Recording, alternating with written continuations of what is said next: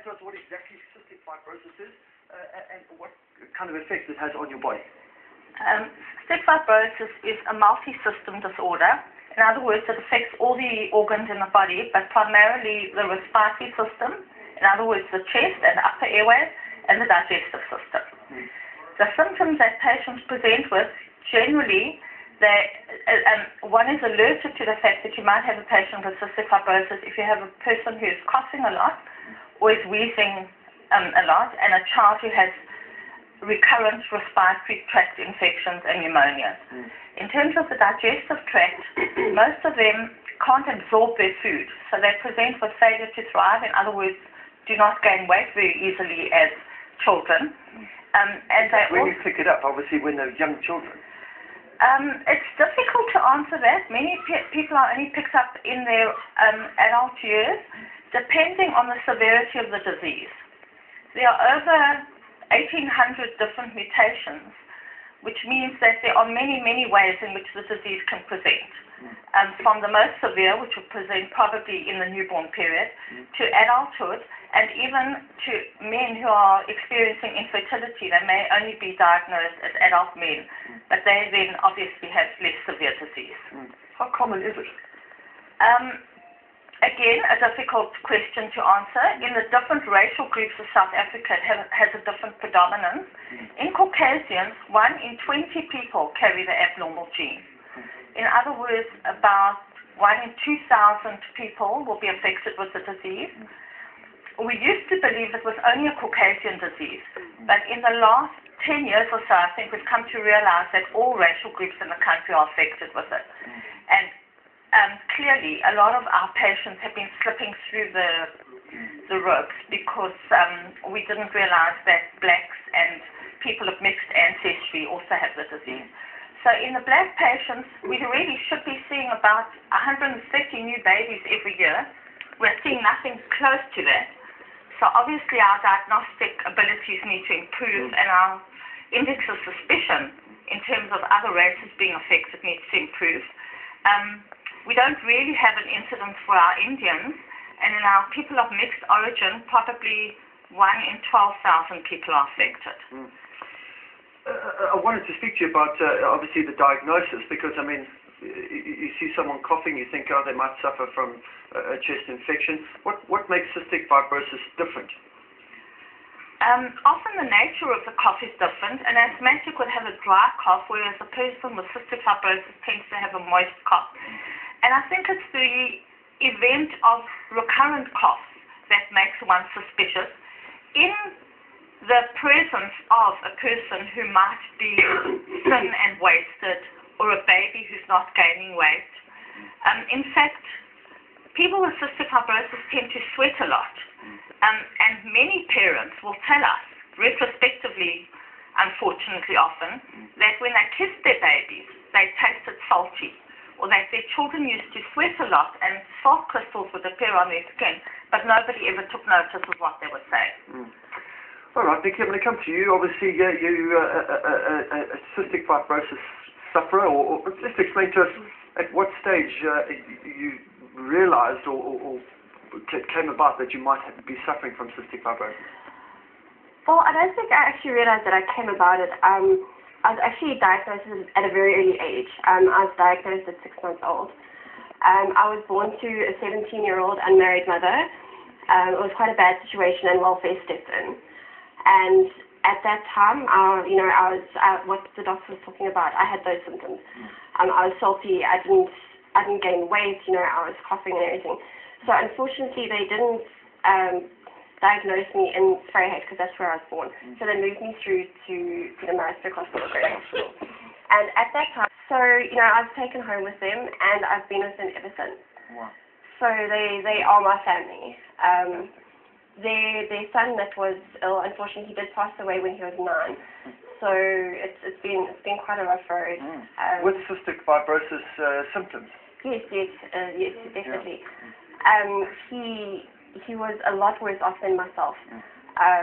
His stage of progression was very, very bad, and it had happened very early.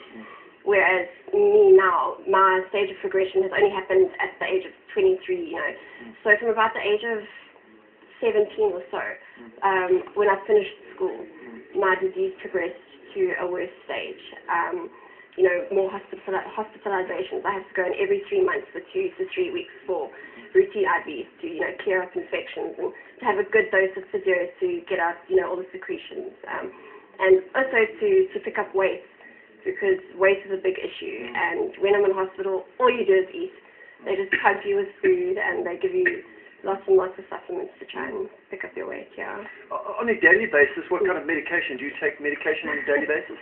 I pretty much have a pharmacy in my house. Really? I take 20 odd medications a day. Tablets? Yes, tablets, yes, yeah. And then along with the tablets, I have to do inhalations, which is in a nebulizer, which, you know, I have to breathe in and then it helps clear the lungs. And along with that, I have to do physio. So I have to do, you know, chest physio to try and help move those secretions and get them out of the airway so that I can breathe and there's a better chance of infection occurring. And obviously it's affected your life in a huge way. Things like sport becomes difficult with chest problems. How has it affected your life? It's been difficult. In my younger years, it was a lot easier because I wasn't as sick as I am now. Sports nursing, it was easy, and you have to do it because the more active you are, the healthier you are. So in my younger years at school, I did every sport under the sun. I was in the cricket team with the boys. And then I moved up to Pretoria and I did homeschooling.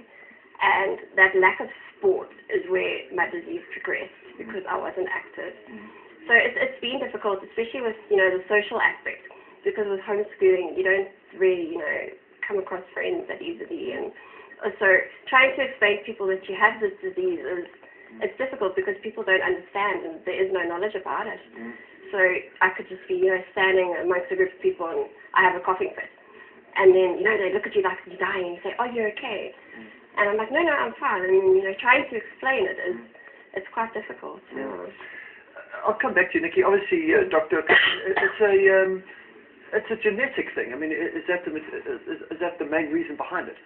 That is the reason behind it. Each of the parents of the child carries an abnormal gene which would code for cystic fibrosis.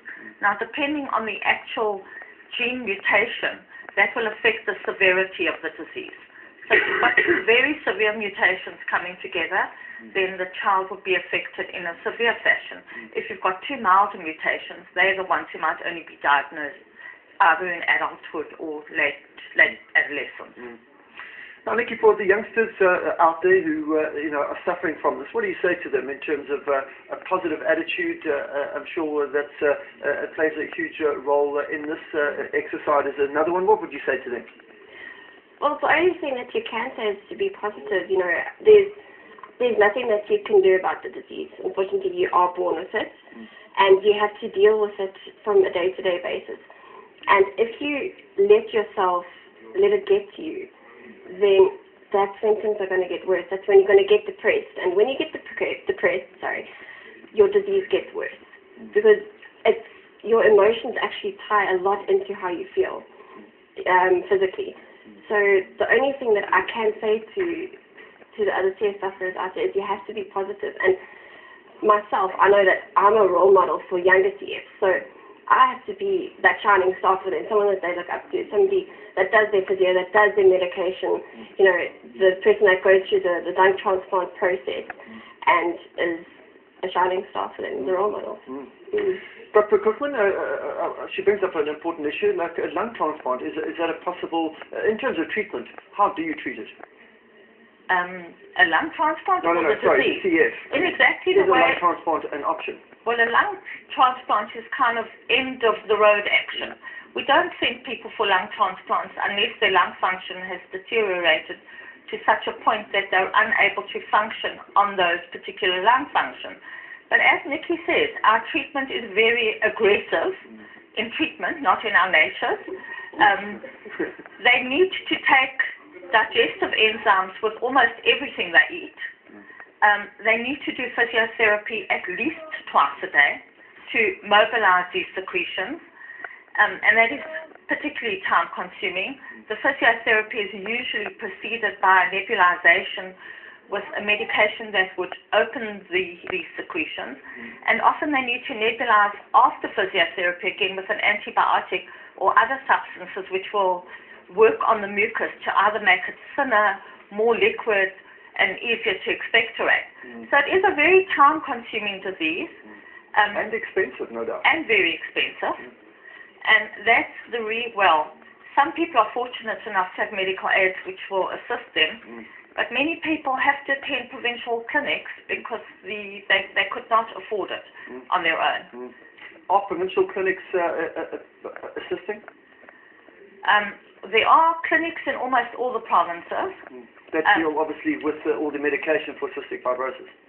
We do need to fight a lot for what we need, but I think with the fighting spirit we get most of what we need. And definitely, I mean, in the time that I've been dealing with cystic fibrosis, the prognosis has improved tremendously over the years, and that can only be because of earlier diagnosis, better care, and availability of good medication, and not to minimize physiotherapy. Physiotherapy is the mainstay of our treatment. Without adequate physiotherapy, the lungs are going to deteriorate. Oh, you've also got a campaign. You've got a little sticker on your jersey there. What is that, the campaign that you guys are running? At the moment, we're trying to promote cystic fibrosis awareness in the population and in our medical fraternity. Unfortunately, not many doctors are fully aware of all the symptoms and all the presentations, and we're trying to promote awareness both in the medical fraternity and in the general public. Clearly and obviously, if the earlier the diagnosis is made, hopefully the better the prognosis would be, because we wouldn't allow the patient's lungs to deteriorate by wasting time and wasting years treating for other conditions. And we would like to promote it amongst the general population so that they're aware of who to refer to our clinics or who to investigate for the possibility of cystic fibrosis. Well, listen, unfortunately we're out of time. I appreciate your update. Thanks very much, Nikki. Best of luck. Keep going. Wish you all the best in health, and happy days and many happy days ahead of you. I'm chatting to Dr. Susan Koopman. She's the head of Cystic Fibrosis Clinic at the Charlotte Macpherson Johannesburg Hospital. Nikki During. She's a cystic fibrosis patient. Thank you so much for joining us both. Thank you.